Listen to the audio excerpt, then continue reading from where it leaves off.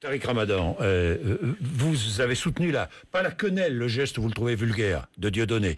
Vous avez soutenu la liberté d'expression de Dieudonné. Est-ce que vous comprenez que Manuel Valls est interdit les spectacles Mais de bien sûr Dieudonné? que non. Et j'espère que vous ne le comprenez pas non plus.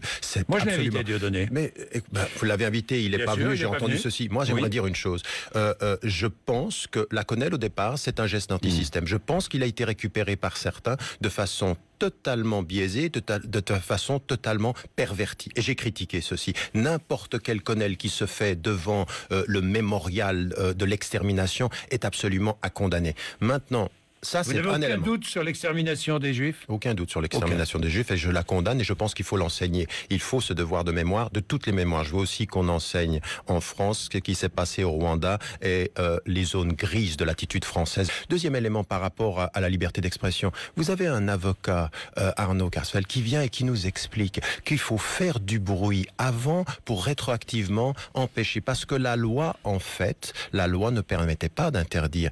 Vous pensez que c'est tout à fait l'indépendance des pouvoirs qu'en 3 heures, le Conseil d'État réussisse à prendre une décision qui contrevient et empêche un spectacle? C'est une atteinte à la liberté d'expression. C'est une atteinte à la liberté d'expression. Je condamnerai tous les propos qui seraient antisémites et très racistes d'un point de vue général. Mais vous savez, au bout du compte, qu'on soit clair, vous et moi, les citoyens français ont compris en fait qu'il y avait eu manipulation politique sur cette question-là. Valls a perdu jusqu'à 7 points sur cette question-là, et c'est bien fait pour lui, parce que ça montre qu'on ne peut pas tout faire en France.